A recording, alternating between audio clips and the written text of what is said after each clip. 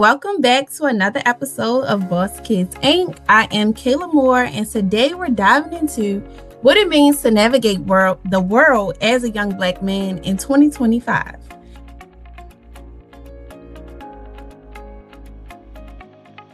Joining me today, we have three incredible voices, Chin, Jalen, and Greg. I want to say hey. What up, Boss Kids? Hello. Hey, how y'all doing? These three have been making moves on their own, pushing past stereotypes and defining success in their own terms. So what stereotypes in general do you think you guys face on a day-to-day basis, professionally and personally?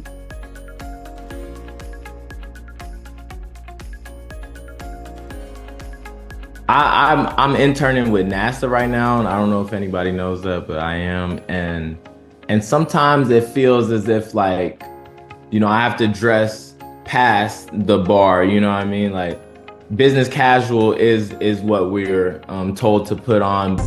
I think it looks good on you. But I always feel more comfortable in business professional, just like looking around. No one else in there is my age, and not a lot of people look like me. So one of my mentors told me whenever I first started working there that you need to dress up to the part, you know? So it's just that doing every little thing right, you know, showing up on time, because the stereotypes are, oh, Black men come in late, oh, they're lazy at work, you know? So just showing up on time, showing up well dressed, and then doing your work. That's the most important thing. You know, if you have a commitment somewhere, you always want to pull through and get that commitment done, you know? Hey. Success. Yeah, I agree. Because definitely the stereotypes that persist today, is definitely cliche, but you have to work like 10 times harder than the next person to, eradicate that. And like, even for me, I ask like some people, because I got really long hair. So like, I'll be like, what am I supposed to do in terms of like, trying to keep a clean cut look? Because, braids in a professional environment, even though we look at that as like, clean cut, to them, it still might not necessarily be the standard. So that's like just a little small dilemma that I've dealt with myself. I'll say still be you, and don't let nobody like hinder your personality. Yeah, I agree. Like, in order to, just like, for lack of a better word, fit in at the workplace, you don't have to like compromise your morals or beliefs. Like, you can, do what you can to be as presentable as possible, but at the same time, you don't have to compromise who you are. Hey, that's actually great, because at the end of the day, somebody's not gonna like you. You know what I mean? It's gonna be somebody out there that feels some type of way about you. You can't make everyone happy, but definitely always stay true to yourself, though, because if you lose yourself, then nothing else matters, you know? That's exactly the answer I wanted. Yeah, I think that is very important. I think that you guys offer a great perspective on that, especially because I can't imagine trying to navigate like being myself, but also wanting to be perceived as a professional. So do you think that those things like have effects on your mental health?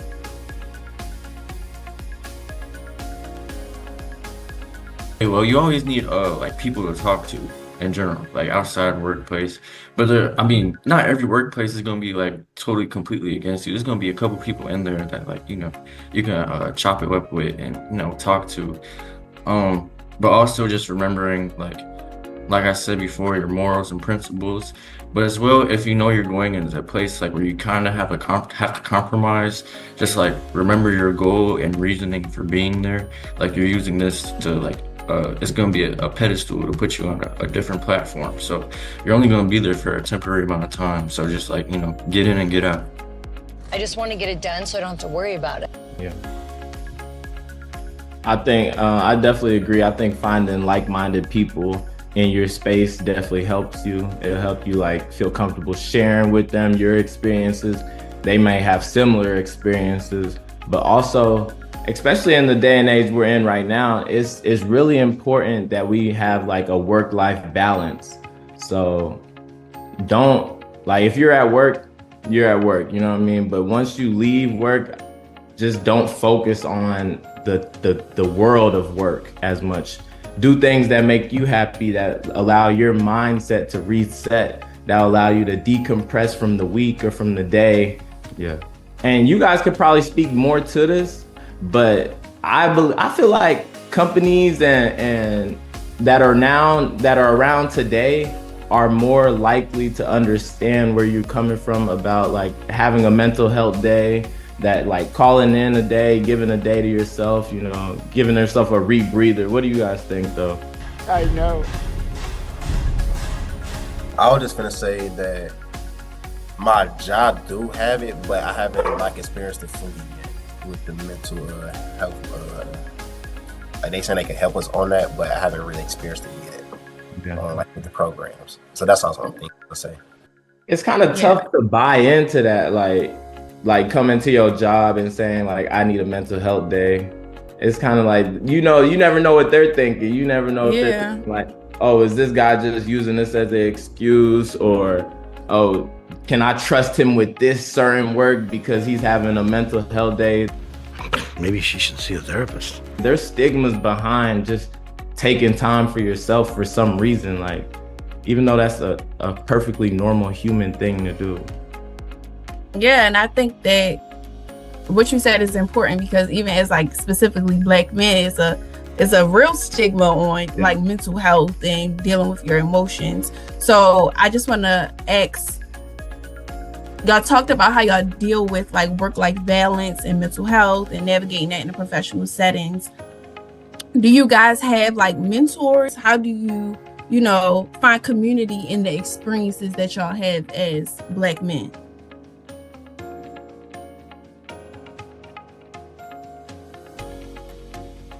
I feel like, well, I do have like people I look to as mentors at my school, but especially being at HBCUs, I feel like there are a bunch of people like going through the same exact things as us. So it's been easy for me to like find people to talk about these things because we're all going through the same thing at these schools. You have to think, young brother, about your future, huh? I also think like sometimes, it's good to talk about it with people, but sometimes everyone's not ready to talk about something with anyone. So I could recognize when like it's not that time to talk yet, and like I'll do something just by myself, like I'll go on a walk or like I'll go on a hike. But it's definitely important to have people in your corner. Like your mentors should know about the industry that you want to go into. And that's what I've tried to look for in a mentor. I'm so happy I have you as my best friend. How I look at it, the right people gonna find you, and you just gotta be open to let somebody into your vulnerability, cause that is something with men. It's like, I don't know if I want to talk to this person or not. So you just gotta be open. And like, going off what Chen said, find somebody that's in a similar field that you want to pursue in, just so you can learn as much as you can from your mentor. Thank you very much, sir. I don't think you'll regret it. Yeah. And that's another stigma around Black men. I just remember, I feel like it's a stigma of there's no help from the generation before, you know what I mean? I think that's a big stigma, like men don't help each other for some reason. And I think it's time to debunk that. And to add to that, like, or just dealing with stereotypes in specific, like, even though most of them, they're not true, right? But you hear them so much in the media and whatnot that, like, if you hear it and you believe it, it becomes a reality. So, like, you're not even looking for it to begin with because you don't think it exists. It does. Exactly. Yeah, I think that you all offer a great perspective. Also, just you guys attend a university, like even what y'all are doing now is combating stereotypes. So I think that y'all are doing a wonderful job. So I did want to give you guys y'all flowers for that. Now let's talk about like romantic relationships. So I know we talk about our future a lot, professionals, what you want to do for your career. But is marriage a part of like your idea for your future? What do y'all think about marriage? Do y'all want to get married?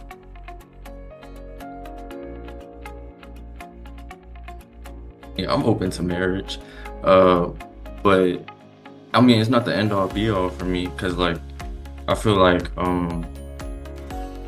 you can have that great relationship without the title of marriage. I think marriage just like solidifies it, but well, it solidifies it legally, not necessarily like in reality. But yeah, I think marriage is cool. For me, I would love to get married. I would love to get married. I think just having, like we talked about, having somebody in your corner, it's just like basically having someone forever in your corner through whatever you're going through.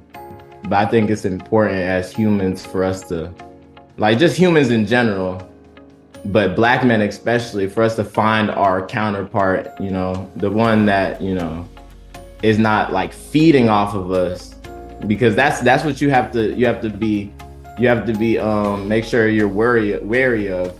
You don't want them to feed off you. You want y'all to grow together. You know what I mean? That's what I'm looking for. It's gonna be so much fun. It's gonna be so much fun. I say yes to marriage, and for me, I want to break that stereotype and not have another broken home. So with marriage, I want to grow into that because I only seen in my whole life probably like 4 married couples.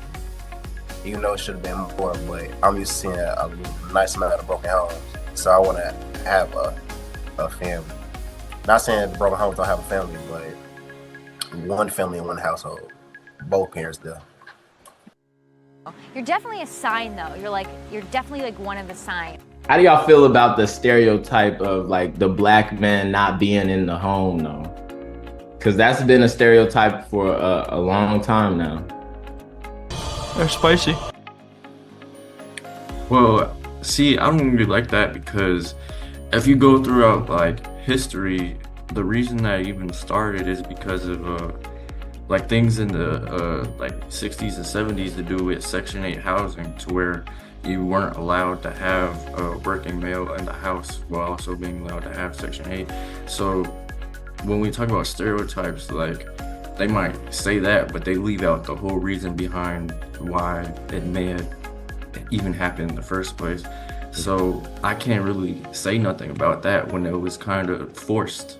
And then it also just goes, oh, I'm sorry. But it also just goes back to like, believing the stereotype. If you believe it, it becomes a reality. So like now we're at this point in time where we just think it's fact. And like, it can't be changed or not. But in reality, like we have the power to do it. Ooh, that's a bingo. I agree, but also I was gonna say it's very transparent. Like sometimes it is the father's fault, but also it's the mother's fault as well. So how I look at it, you just gotta be there to see who's telling the truth and who's not. I just wanted to add my perspective a little bit. I think that is why conversations like this is important, because I think that the systemic stereotypes that are put on Black men make us believe that, Black men don't want to get married, or Black men don't want families and don't want to continue legacy. So I think it's important to see conversations like this happening, and that, marriage is something that you guys want to, have in your future. So I think that to like continue in that conversation in talking about legacy and futures, what do you guys have planned for your futures, professionally and, personally?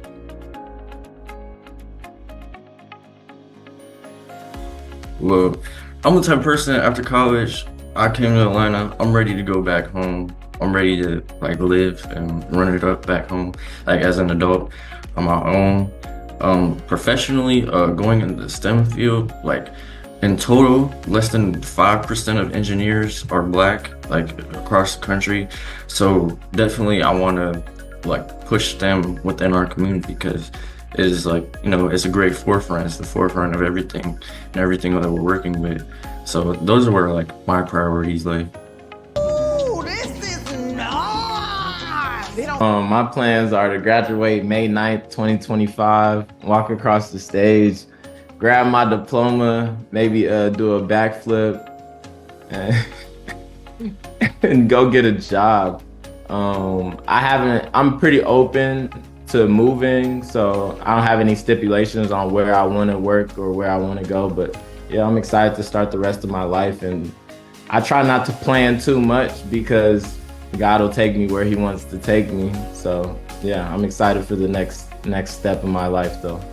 So excited! So excited!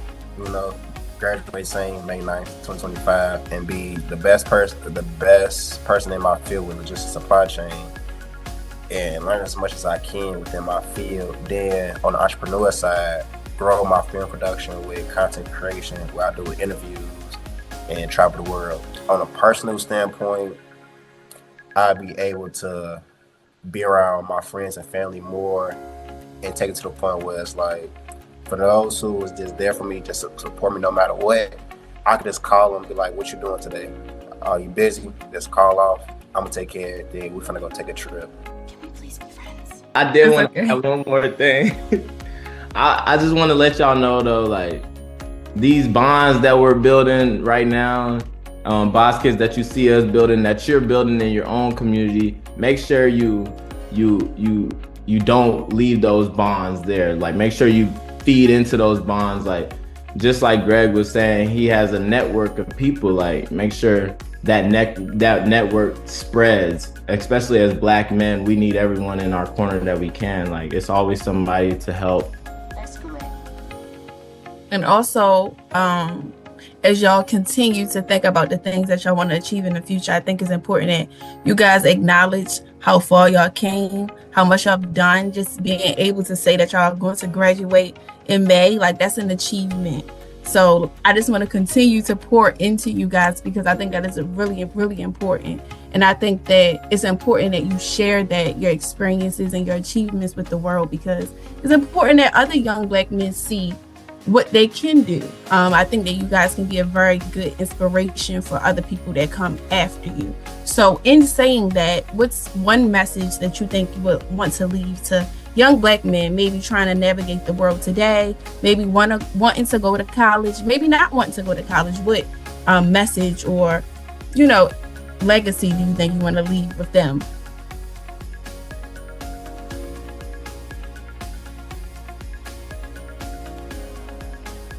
I'll say you got three things. You got yourself, you got God, or somebody who you believe as a higher source, and your support system. And whenever you feel like one of them not working, the other one is working. And it starts within the mind. Once you change your mindset, things start to come better, and just be open and start working to the things you want to work toward. Oh, well done. To add to that, I would say the one thing that I've been thinking about the most, like, no matter like what the powers that be are doing, like the political system, whatever, that doesn't dictate what like your outcome's gonna be. In the end, it's up to you. You just gotta keep working, and like, no matter like whatever else is happening around us, whatever, you just gotta do what you gotta do. Like, bro, I love it. I would say, just don't be scared to ask for help. There's a lot of people out there that know more than us. And the best, if you don't want to learn from experience, you can learn, the best teacher is to learn from someone else's experience. There's always somebody to help. Don't believe that Black men are not helping Black men, because they are. Fact. Well, thank you, Chin, Jalen, and Greg. I think you guys offer a great perspective. And I hope that whoever is listening, specifically young Black men who are listening, I hope that you can gain something from them. They are dynamic men. And I'm so proud of you guys. Thank you so much for watching another episode of Boss Kids Inc. Do you guys have anything else that you want to say before we end? Make sure y'all follow us on Instagram. Tap in on LinkedIn. Get connected. Stay connected. Hey, Boss Kids Inc. family. We hope you enjoyed today's episode. Before you go, we have a small favor to ask that could make a huge difference. As a nonprofit, Boss Kidz Inc. relies on the support of generous people like you to keep our mission going strong. Every donation, no matter how small, helps us create more amazing content, empower young leaders, and grow this incredible community. You can find the donation link right below this video. Your support means the world to us. And don't forget to like this video and hit that subscribe button so you never miss an episode. Thank you for being a part of the Boss Kidz Inc. family. We'll see you next time.